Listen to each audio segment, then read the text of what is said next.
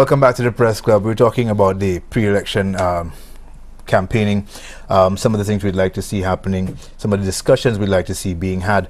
Obviously, as we get closer, the rhetoric is going to increase. The IMF released a report on St. Lucia's economic performance this week. We've heard the Prime Minister reacting to it. We've also heard the opposition reacting to it, as well as the figures, employment figures released by the Statistics Department suggesting that there's a dip in unemployment. I want to get your reaction to those.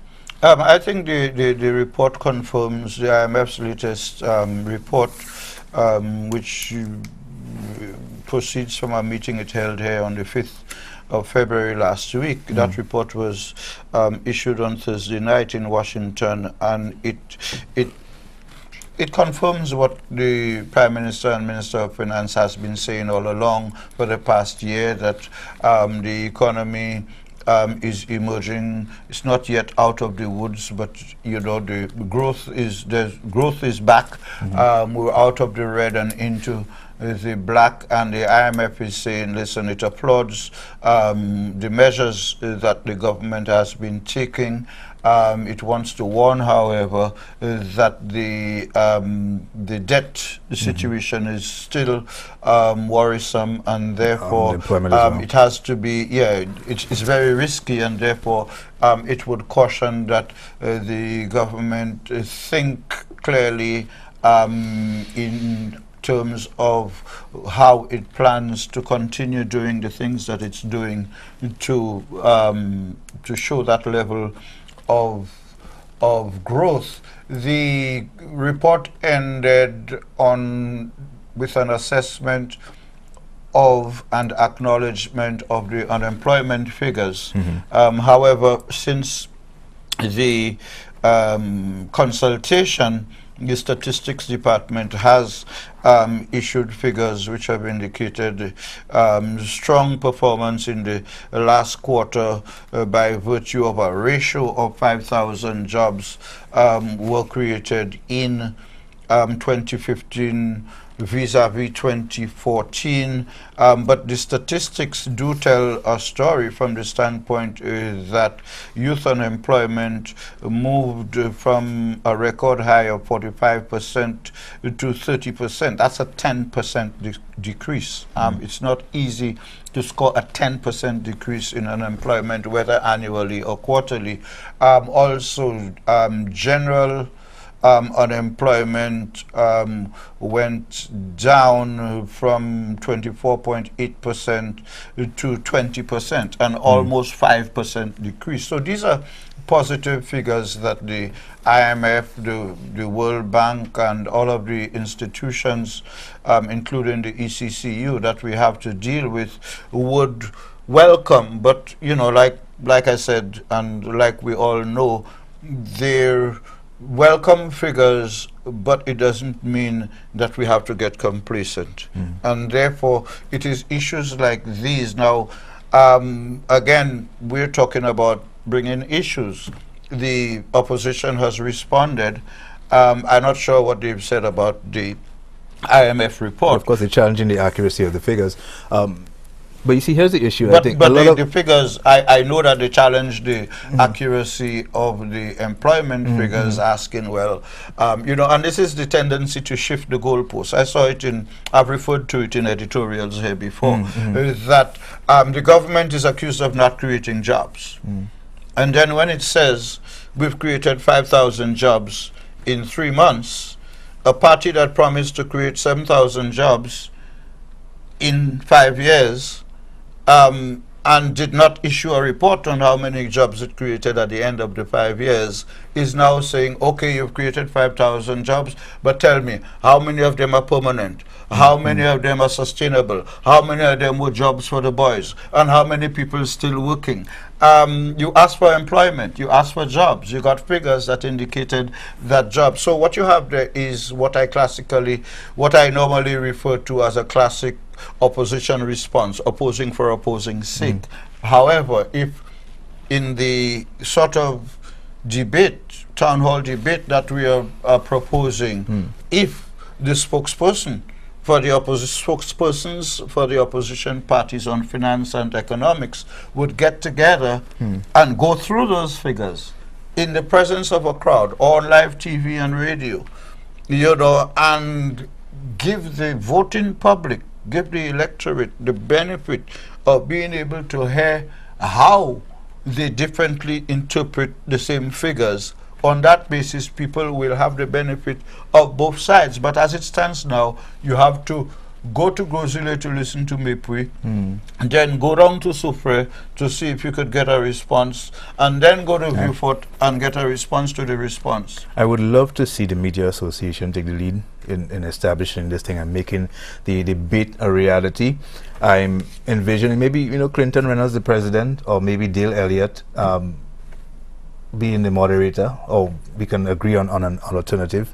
I'm making it happen, but seeing this, the TV and radio stations pulling together, WVent having taken the lead before the town hall meetings that you're talking about, perhaps working through NTN or with NTN to ensure that all stations are covering the debate, you know, so that the public has access to and hears, you know, what some of the candidates have to offer.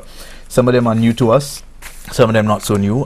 Jerome Gideon, Denry South, obviously, and New Kid on the Block, as is Joachim Henry and Francisco Japierre, who's been working in the background, behind the scenes for a while. Edmund Estefan and Leonard Spider Montoute we know very well, but it'll be interesting to hear some of these individuals' stances on, you know, policies and issues. Well, in fact, the Labour Party has responded positively. The General Secretary Leo Clark 2 weeks ago said the Labour Party is prepared to participate in any debate once the rules are clearly pointed out. The Voice, in an editorial the next day, immediately supported Mr. Clark's invitation to an expression of preparedness by the Labour Party too, and called on the United Workers' Party to waste no time in agreeing, because the people really need that type of debate.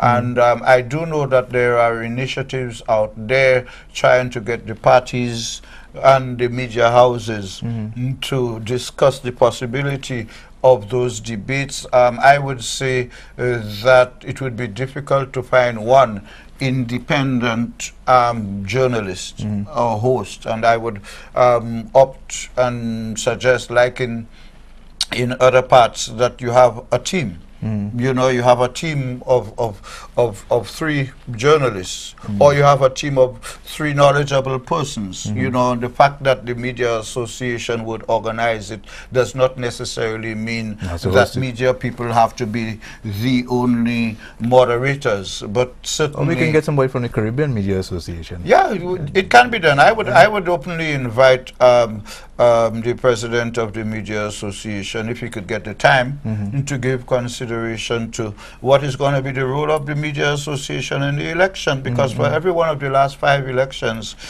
in this country, the Media Association in the 2 weeks before the poll, when it is definitely too late, have been calling for media guidelines and for guidelines to guard and to guide how the politicians treat the media, because invariably, and it's going to happen again, some journalist is going to come up against a politician who, in the midst of the campaign, will not see the journalist as a journalist, but would respond in a way that the journalism fraternity might not take umbrage, will take umbrage to.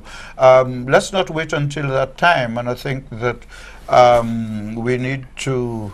It's true that the Press Association has been coming under increased pressure for its inability to attract its members to even attend meetings. I think that, you know, like elsewhere, when that situation arises, you have to go back to the drawing board and begin to ask questions about what is being done wrong, what is not being done right.